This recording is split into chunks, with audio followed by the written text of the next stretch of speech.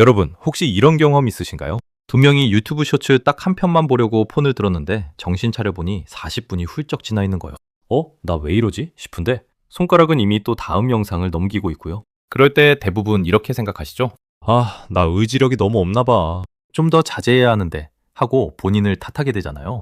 근데 오늘 이 영상 끝까지 보시고 나면 그게 여러분 잘못이 단 1%도 아니었다는 걸 알게 되실 거예요. 오히려 세계에서 가장 똑똑한 공학자들과 심리학자들이 수조 원을 쏟아부어서 여러분이 절대로 멈추지 못하도록 과학적으로 설계해 놓은 결과라는 거예요. 자, 숫자 하나 들려드릴게요. 효백 10억 달러. 우리 돈으로 치면 약 15조 원이에요. 이게 뭔 돈이냐고요? 인스타그램, 틱톡, 유튜브, 스냅챗 같은 소셜미디어 플랫폼들이 18세 미만 청소년들에게만 1년 동안 광고를 팔아서 번 돈이에요. 어른들 빼고 순수하게 10대 청소년들 대상으로만요. 근데 생각해보세요. 이 아이들이 광고를 클릭해서 뭔가를 직접 사주는 것도 아니잖아요. 그럼 이 15조 원은 어디서 나오는 걸까요? 바로 주의력, attention이에요. 쉽게 설명드릴게요. 광고주 입장에서 생각해보세요. 제가 치킨 브랜드 사장이에요. 저는 최대한 많은 사람들에게 최대한 오랫동안 우리 치킨 광고를 보여주고 싶어요. 그러려면 어디에 돈을 써야 할까요? 사람들이 오래 머무르는 곳이어야겠죠? 그 플랫폼에 돈을 내는 거예요. 그래서 소셜미디어 플랫폼 입장에서는 사용자가 앱을 오래 볼수록 광고를 더 많이 팔 수 있고 돈을 더 많이 벌어요. 단순한 구조예요.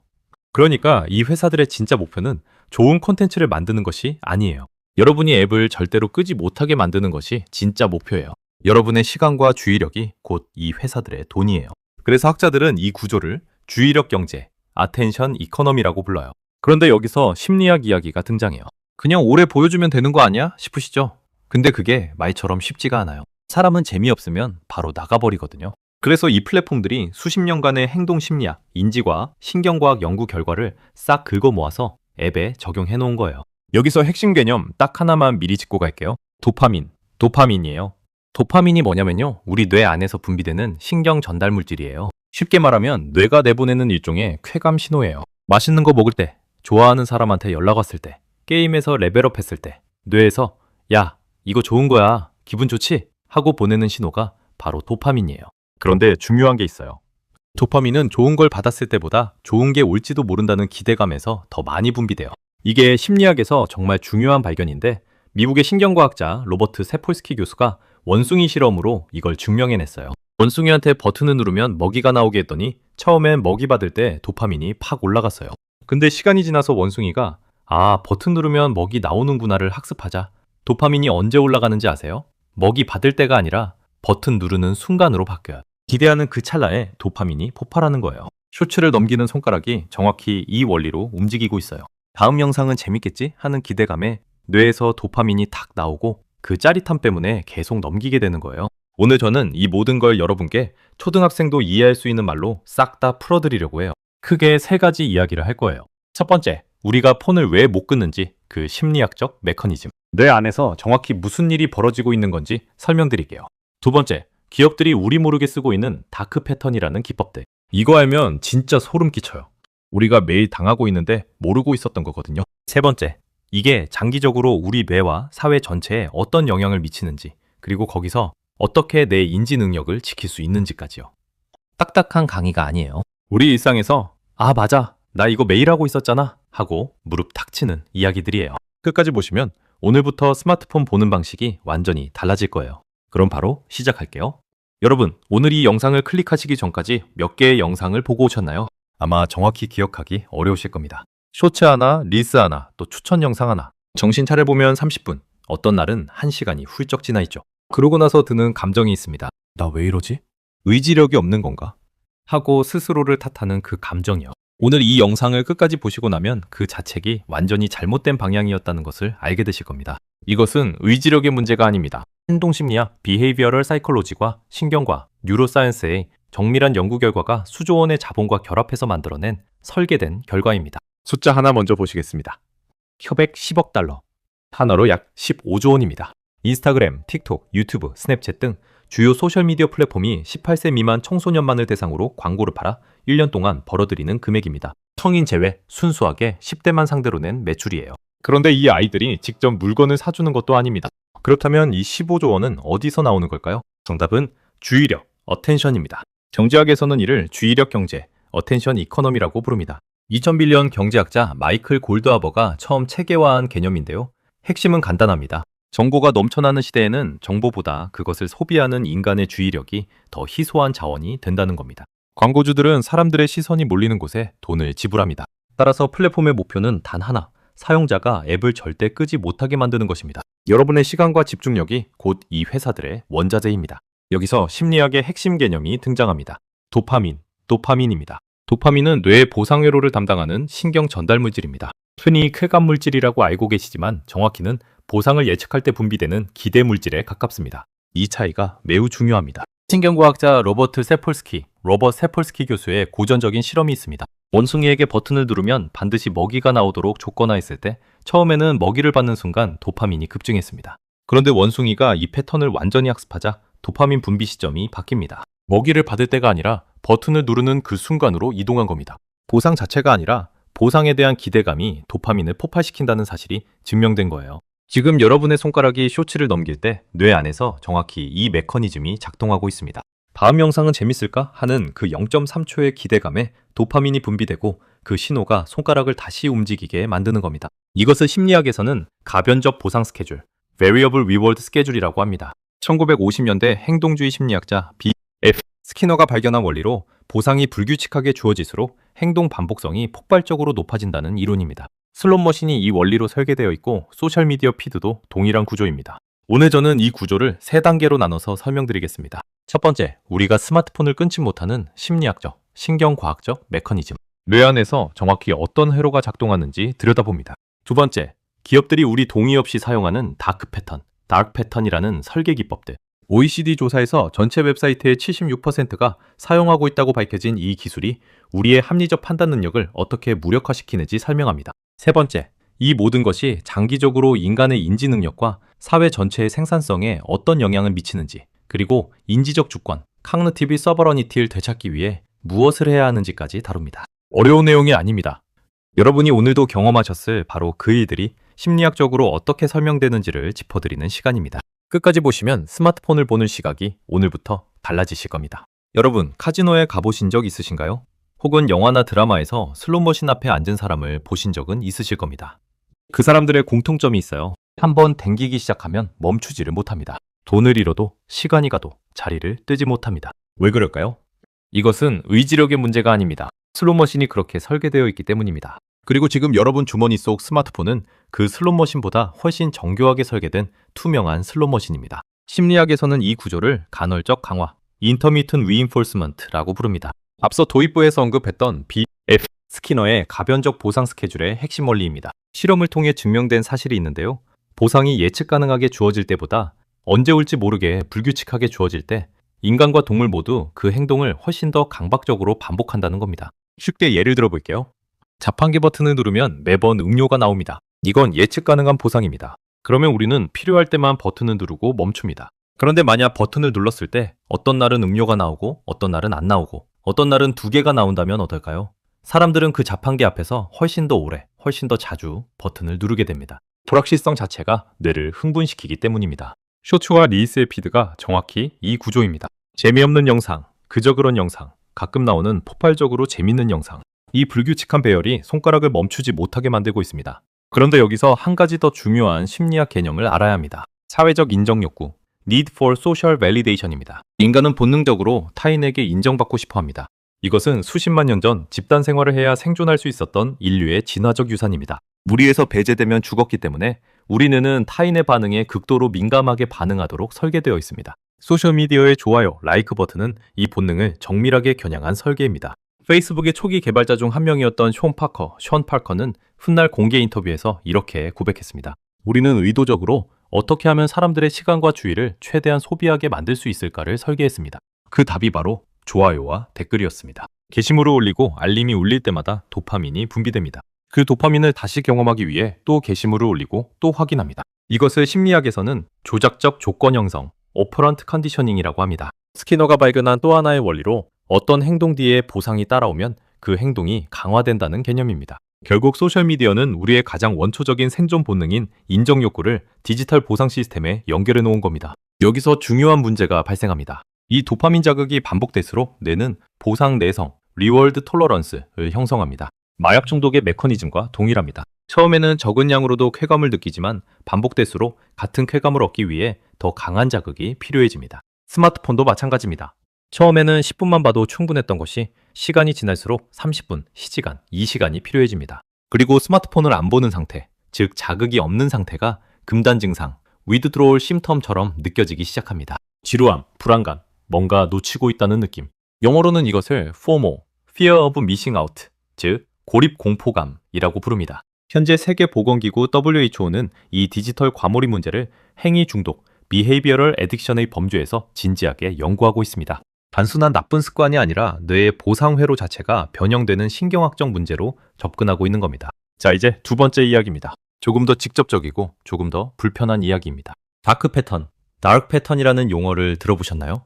2010년 영국의 UX 디자이너 해리 브리그널이 처음 명명한 개념으로 사용자의 이익에 반하여 기업의 이익을 극대화하도록 의도적으로 설계된 사용자 인터페이스를 말합니다. 쉽게 말해서 우리가 원하지 않는 행동을 하도록 교묘하게 유도하는 설계 기법입니다. OECD가 2022년 발표한 조사 결과에 따르면 전 세계 주요 웹사이트와 앱의 76%가 최소 하나 이상의 다크 패턴을 사용하고 있습니다. 우리가 매일 사용하는 앱의 4개 중 3개가 어떤 형태로든 우리를 기만하고 있다는 뜻입니다. 구체적으로 어떤 기법들이 있는지 살펴보겠습니다. 첫 달 무료라는 문구를 보고 가입하셨다가 한 달 뒤 통장에서 자동으로 돈이 빠져나간 경험 한 번쯤 있으시죠?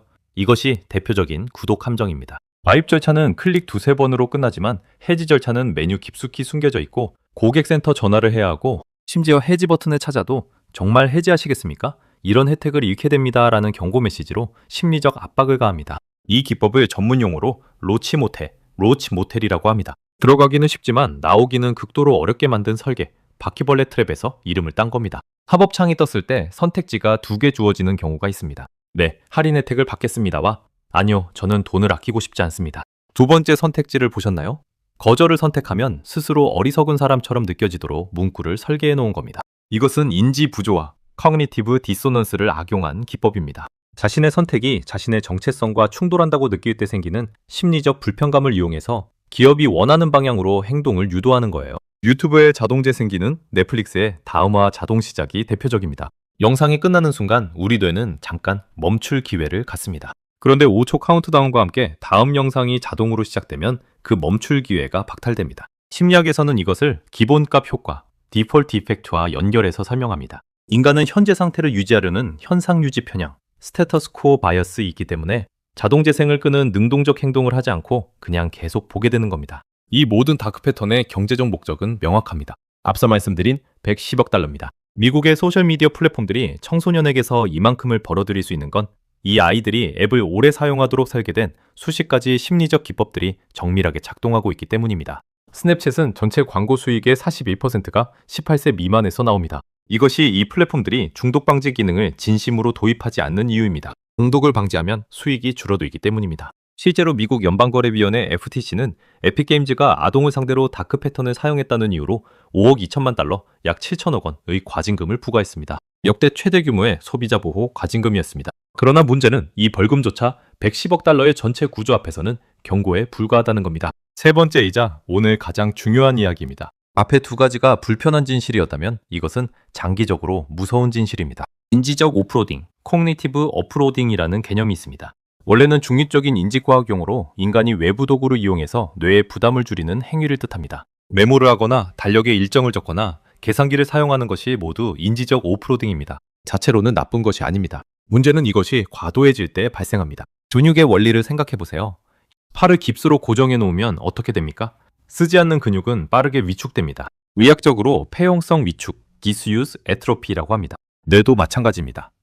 특정 인지 기능을 지속적으로 외부에 의존하면 그 기능을 담당하는 신경회로가 약화됩니다. 이것을 신경 가소성, 뉴로플라스티시티, 역방향 효과라고 볼 수 있습니다. 신경 가소성은 뇌가 사용에 따라 스스로를 재구성한다는 원리인데 쓰지 않으면 연결이 약해지고 자주 쓰면 강해집니다.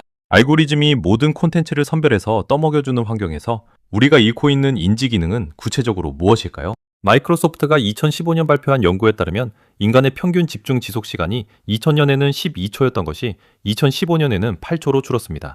금붕어의 집중 지속 시간이 9초라는 사실과 비교해서 큰 화제가 됐습니다. 짧은 영상 콘텐츠에 뇌가 적응할수록 긴 글을 읽거나 깊은 생각을 유지하는 능력이 저하됩니다. 이것을 주의력 단편화, attention fragmentation이라고 합니다. 알고리즘은 매 순간 우리가 무엇을 볼지를 결정해 줍니다. 처음에는 편리합니다. 그런데 이것이 장기화되면 스스로 무언가를 선택하고 결정하는 능력이 약화됩니다. 심리학자 베리 슈워츠는 저서 선택의 역설에서 선택 근육, 초이스 머슬이라는 개념을 제시합니다. 선택하는 능력도 근육처럼 훈련해야 유지된다는 겁니다. 알고리즘이 모든 선택을 대신해 줄수록 이 근육은 약해집니다. 알고리즘은 우리가 이미 좋아하는 것과 유사한 콘텐츠를 계속 보여줍니다. 이것을 필터 버블이라고 합니다. 2011년 미디어 활동가 엘리 파리저가 저서를 통해 대중에게 알린 개념입니다. 자신의 관점을 강화하는 정보만 반복적으로 접하게 되면 다른 시각을 이해하고 정보를 비판적으로 검토하는 능력이 저하됩니다. 이것이 장기화되면 확증 편향, confirmation bias이 심화됩니다. 자신이 이미 믿는 것을 확인하는 정보만 받아들이고 반대 증거는 무시하는 인지 왜곡이에요. 이 세 가지 인지 능력의 저하가 개인의 문제로 그치지 않는다는 것이 더 큰 문제입니다. 국제 알츠하이머 협회의 보고서에 따르면 2030년 전 세계 치매 관련 사회적 비용이 2조 8천억 달러, 약 3,800조 원에 달할 것으로 전망됩니다. 물론 이것이 전부 스마트폰 때문은 아닙니다. 그러나 인지 자극의 부족, 집중력 저하, 사회적 고립이 인지 기능 저하를 가속화한다는 것은 신경과학계의 일치된 견해입니다. 더 가까운 현실에서는 오늘날 많은 젊은 세대가 경험하는 결정장애, 디시전 패티그와 집중력 결핍, 이 단순한 성격의 문제가 아니라 알고리즘이 대리해온 인지 기능의 퇴화와 관련이 있을 수 있다는 연구들이 나오고 있습니다. 뇌를 외주화하면 결국 남는 것은 알고리즘이 시키는 대로만 반응하는 수동적 소비자입니다. 그리고 그것이 바로 이 110억 달러짜리 시스템이 원하는 인간의 모습입니다. 오늘 우리가 함께 살펴본 내용을 잠깐 정리해 볼게요. 첫째, 우리가 스마트폰을 끊지 못하는 것은 의지력의 문제가 아니라 가변적 보상 스케줄과 도파민 회로를 정밀하게 겨냥한 설계의 결과입니다. 둘째, 다크 패턴이라는 기만적 설계 기법이 우리의 합리적 판단 능력을 체계적으로 무력화하고 있으며 그 병제적 규모는 연간 110억 달러에 달합니다. 셋째, 이 모든 것이 장기화되면 집중력, 자기결정력, 비판적 사고라는 인간의 핵심 인지 기능이 폐용성 미축처럼 서서히 약화됩니다. 그렇다면 우리는 어떻게 해야 할까요? 스마트폰을 버리자는 이야기가 아닙니다. 디지털 기술 자체를 적으로 규정하자는 것도 아닙니다. 오늘 제가 드리고 싶은 메시지는 단 하나입니다. 기술을 사용하되 기술에 사용당하지 마십시오. 이것을 심리학과 인지과학에서는 인지적 주권, 커그니티브 서버런티라는 개념으로 설명합니다. 자신의 주의력, 사고방향, 정보 선택권을 스스로 통제하는 능력입니다. 알고리즘이 설계한 경로를 따라가는 것이 아니라 내가 주체적으로 선택하고 판단하는 상태를 유지하는 것이죠. 이것이 디지털 시대의 가장 중요한 개인 역량이 되었습니다. 개인의 노력만으로 이 구조에 맞서야 하는 것은 아닙니다. 전 세계 정부와 사회가 이미 제도적 대응을 시작하고 있습니다. 호주는 2024년 11월 16세 미만 청소년의 소셜미디어 계정 개설을 전면 금지하는 법안을 세계 최초로 통과시켰습니다. 단순한 권고가 아니라 플랫폼 사업자에게 법적 의무를 부과하는 강제 규정입니다. 일반 시 플랫폼에 막대한 과징금이 부과됩니다.